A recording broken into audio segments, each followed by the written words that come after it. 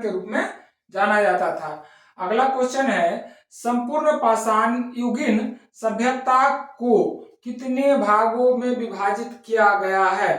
तो जो संपूर्ण पाषाण युग है उसको 3 भागों में बांटा गया है। पूरा पाषाण काल, पूरा पाषाण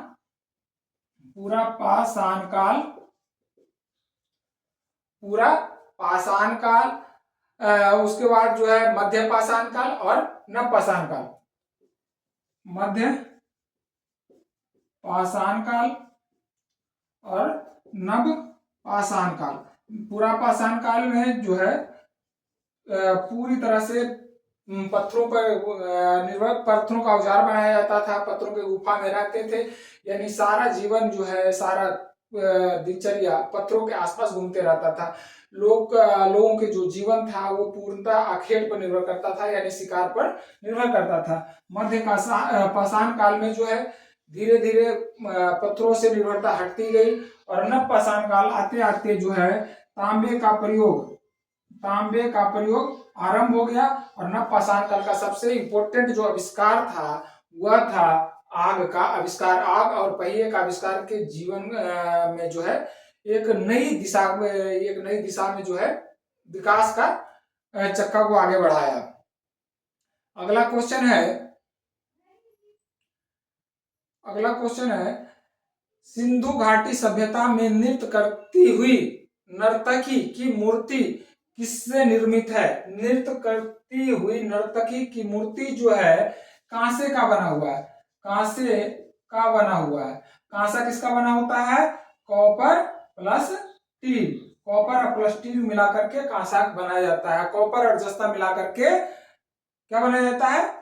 कॉपर, तांबा और टील मिलाकर के कांसा बनाया जाता है। और पीतल जो बनाया जाता है तांबे और जस्ता को मिलाकर, कॉपर और जेडन जिंक मिलाकर के। अगला क्वेश्चन है, गेहूं, जौ, तंबाकू, चावल में किस फसल का ज्ञान वैदिक काल के लोगों को नहीं था? तो तंबाकू का प्रयोग वैदिक काल के लोग नहीं करते थे। वो वैदिक काल के लोग जो है नशे के लिए सोमरस का प्रयोग किया जाता था। सोमरस का प्रयोग करते थे, जो पार्टी पुटी में, जैसे अभी वर्तमान रूप में वाइन का है, वाइन की तरह कुछ होगा, तो सोमरस का प्रयोग करते थे। तंबाकू का प्रयोग अमेरिका में आरंभ हुआ लगभग 12,000 वर्ष पहले। ठीक है। अगला क्वेश्चन है, माउंट आबू स्थित दिलवाड़ा मंदिर किस समुदाय का एक तीर्थ स्थल है? तो माउंट आबू का जो दिलवाड़ा मंदिर है, माउंट आबू का दिलवाड़ा जो दिलवाड़ा का मंदिर है, जैन धर्म से संबंधित है। जैन धर्म से संबंधित है। इसका जो निर्माण किया गया था राजस्थान में सोलंकी वंश के शासक के द्वारा किया गया था 11वीं शताब्दी में, जिनके राजा का नाम था भीम प्रथम के द्वारा जो है माउंट आबू पर निर्माण किया गया था। राजस्थान के सिरोही जिला में स्थित है। राजस्थान का कौन सा? सिरोही जिला में स्थित है। अगला क्वेश्चन है, महात्मा बुद्ध ने अपना उपदेश सारनाथ में दिया था, जिसे क्या कहा गया? महात्मा बुद्ध ने अपना उपदेश सारनाथ में दिया था। अपना प्रथम उपदेश सारनाथ में दिया था, जिसको कहा जाता है धर्मचक्र प्रवर्तन। ज्ञान की प्राप्ति कहाँ हुआ? महात्मा बुद्ध को ज्ञान की प्राप्ति बोध गया, जिसको कहा जाता है महाविभास निष्क्रमण। उसको कहा गया महाविभास निष्क्रमण।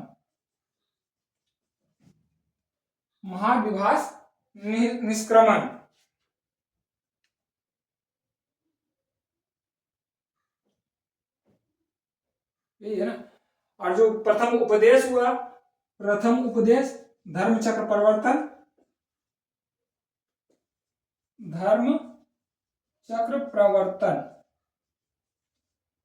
प्रथम उपदेश। और जो मृत्यु हुई महात्मा बुद्ध की, उसे कहा गया महापरिनिर्वाण। महापरिनिर्वाण ये महात्मा बुद्ध से संबंधित है।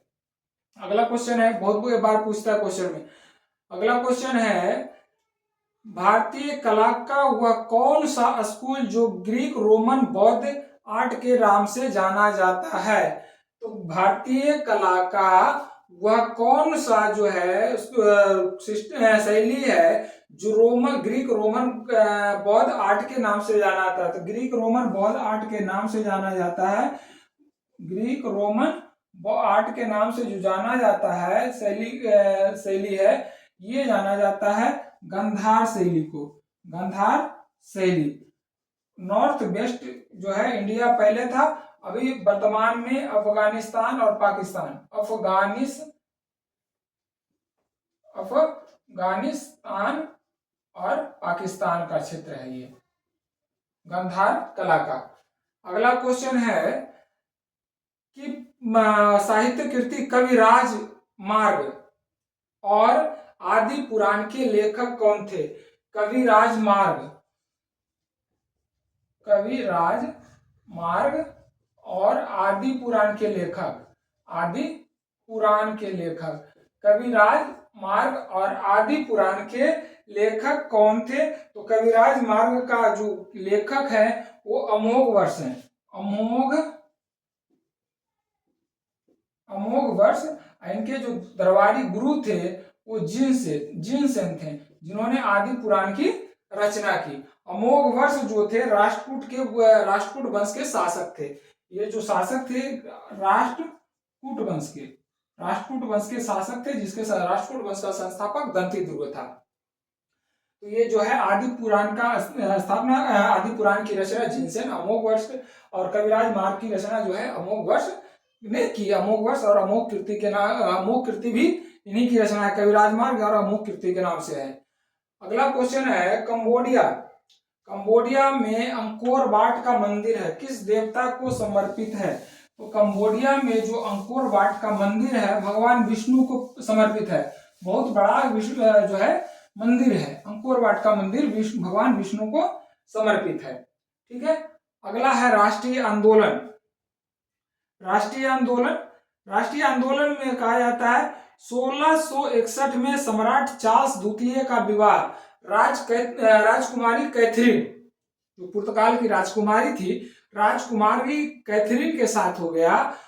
और कैथरीन से होने के कारण जो है बंबई को दहेज के रूप में दिया गया, बंबई शहर को दहेज के रूप में दिया गया, जिसे बाद में अंग्रेजों ने उसे पुर्तगाल को ही लोन पर या लीज पर उसको दे दिया था।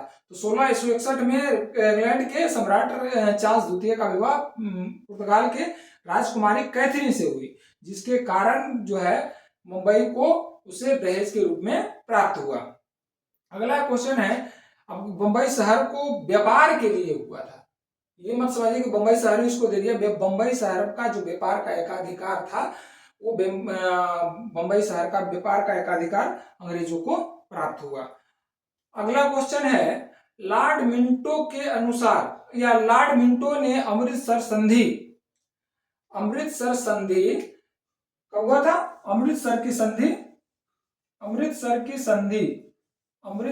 संधि 1809 में हुआ था। 1809 में लॉर्ड मिंटो, इसमें हो गया था अमृतसर की संधि जो हुआ था लॉर्ड मिंटो ने 1800 से 1809 में लॉर्ड मिंटो, एक खत्म मार्ले मिंटो 1909 में आ जाता है। अमृतसर ठीक से पहले शांति स्थापित करने के लिए राजा रंजीत सिंह के पास किसे भेजा था? तो राजा रंजीत सिंह के पास जो है लॉर्ड चार्ल्स मेटकॉफ को भेजा था। चार्ल्स मेटकॉफ इसका जो कार्यकाल था 1836 से 1838, ये भाई भारत का गवर्नर जनरल रहा। चार्ल्स मेटकॉफ 1836 से 1838 तक 1836 रहा। इसे कहा जाता है प्रेस मुक्तिदाता के नाम से जाना जाता है। क्वेश्चन कई बार आ चुका है, मुक्तिदाता के नाम से जाना जाता है चार्ल्स मेटकॉफ को। चार्ल्स मेटकॉफ को किस नाम से जाना जाता है? प्रेस मुक्तिदाता के नाम से। अलीगढ़ स्थित जामिया मिलिया इस्लामिया विश्वविद्यालय के प्रथम कुलपति कौन थे? प्रथम कुलपति पूछ रहा है, तो प्रथम कुलपति का जो है हकीम अजमल खान थे। कुलपति कौन थे? कुलपति हकीम अजमल खान। हकीम अजमल खान। अब इसका जो था संस्थापक सर सैयद अहमद खान। संस्थापक कौन थे? सर सैयद अहमद खान। अलीगढ़ मुस्लिम यूनिवर्सिटी, सर सैयद अहमद खान। अगला क्वेश्चन है, महात्मा गांधी की हत्या हुई, किसने कहा कि कोई विश्वास नहीं करेगा कि ऐसे शरीर और आत्मा वाला कोई आदमी कभी इस धरती पर था? महात्मा गांधी के संदर्भ में ये बात बोली गई थी कि किसके द्वारा? तो अल्बर्ट आइंस्टीन के द्वारा। अल्बर्ट आइंस्टीन वैज्ञानिक थे जिन्होंने जो है E बराबर MC स्क्वायर समीकरण दिया। E बराबर MC स्क्वायर प्रकाश मिति का सिद्धांत का प्रतिपादन किया था। E बराबर MC। और महात्मा गांधी की जो हत्या हुई थी, महात्मा गांधी की हत्या 30 जनवरी 1948 को हुई थी। जब ये सुबह प्रार्थना के लिए निकल रहे थे तो नाथूराम गॉडसे नामक व्यक्ति, नाथूराम गॉडसे नामक व्यक्ति ने इन्हें गोली मारकर हत्या कर दी। तो उसके बाद जो है अल्बर्ट आइंस्टीन ने कहा था कि शायद ही किसी को विश्वास होगा कि ऐसे शरीर और आत्मा वाला कोई आदमी कभी इस धरती पर था। उनके बारे में कहा। इनके बारे में महात्मा गांधी। भागवत गीता का अंग्रेजी में अनुवाद करने वाला प्रथम यूरोपियन कौन था? तो चार्ल्स विल्किंस। चार्ल्स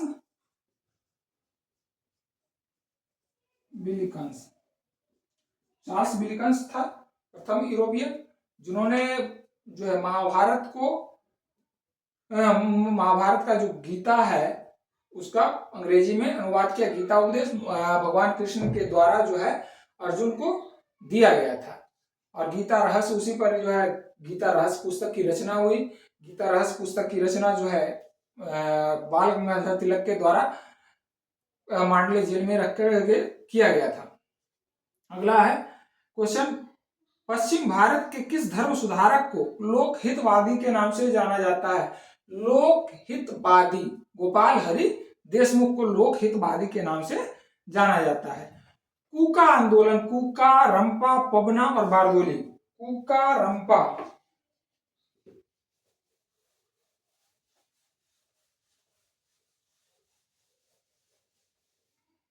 कूका आंदोलन, कूका आंदोलन जो हुआ था वो पंजाब में हुआ था। कहाँ हुआ था? पंजाब में। इनके आंदोलन के प्रणेता थे भगत जवाहर मल,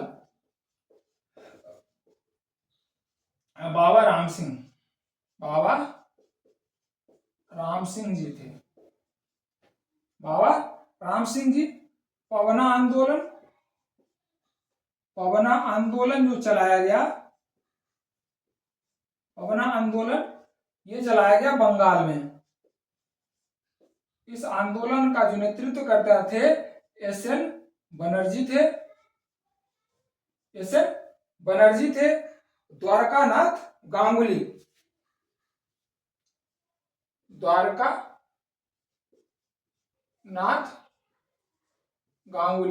और आनंद मोहन बोस। गांगुली थे और आनंद मोहन बोस थे। आनंद मोहन बोस। पवना आंदोलन। और एक और था बारदोली आंदोलन। बारदोली आंदोलन ये गुजरात में चलाया गया। इस आंदोलन के प्रणेता जो थे गुजरात में, इस आंदोलन के सरदार वल्लभ भाई पटेल थे। वल्लभ भाई पटेल थे। इनका जो एक पुस्तक है भारत कोश में जो है कुंवर जी और कल्याण जी नामक दो व्यक्ति जो है इन्होंने दो व्यक्ति इसमें सक्रिय भूमिका निभाए थे। ये जो है इंपॉर्टेंट क्वेश्चन है। अगला देखिएगा क्वेश्चन, 1904 में गुप्त क्रांतिकारी की गुप्त संस्था अभिनव भारत की स्थापना किसने की? अभिनव भारत,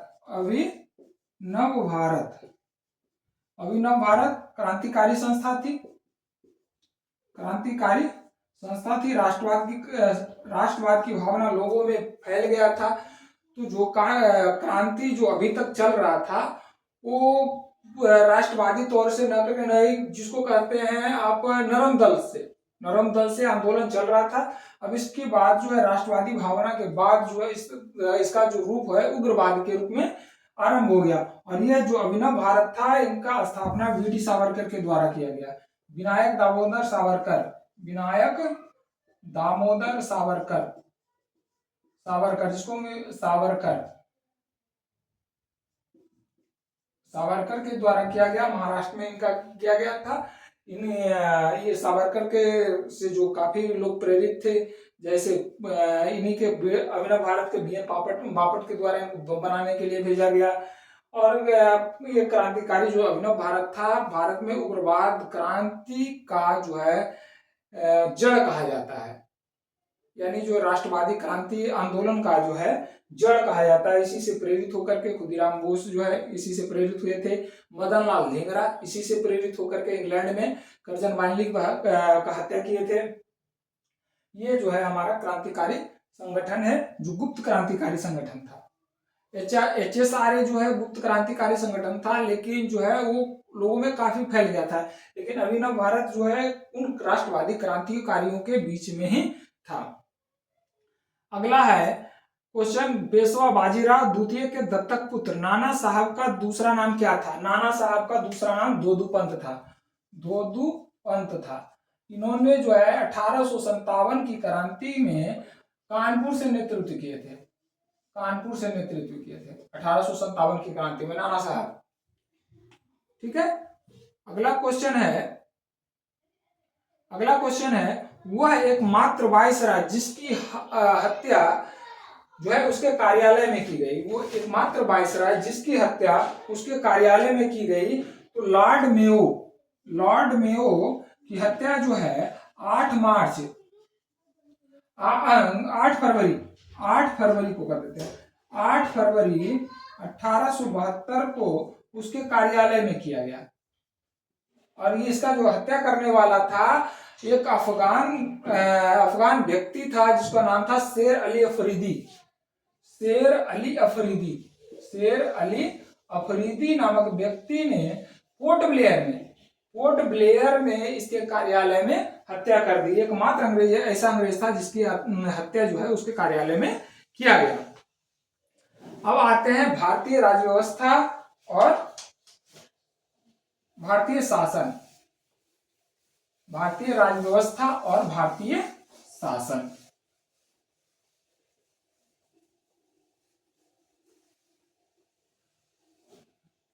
भारतीय राज्य व्यवस्था और भारतीय शासन। पहला क्वेश्चन है, भारत के संविधान में संसदात्मक शासन प्रणाली, एकल नागरिकता और विधि निर्माण की प्रक्रिया किस देश के संविधान से लिया गया है? तो संसदीय जो प्रणाली है ब्रिटेन से लिया गया। संसदीय प्रणाली हो, एकात्मक शासन हो, एकात्मक मतलब नागरिकता हो, ये कहां से लिया गया है?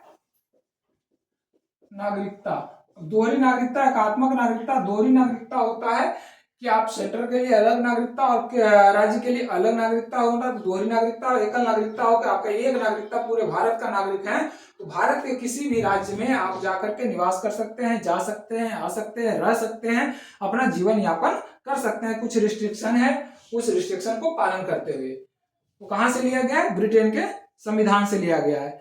भारतीय संविधान के किस अनुसूची में असम, मेघालय, त्रिपुरा, मिजोरम और राज्यों को जनजातीय क्षेत्रों में प्रशासन के बारे में जो है प्रावधान है? तो 6ठी अनुसूची में।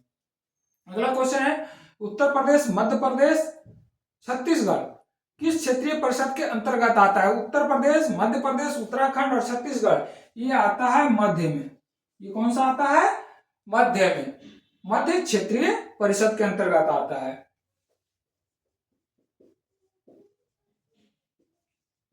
ध्यान रखिएगा, क्वेश्चन पूछता है भारत के संविधान में भाग 8, भाग 15, भाग 17, भाग 18। भाग 8,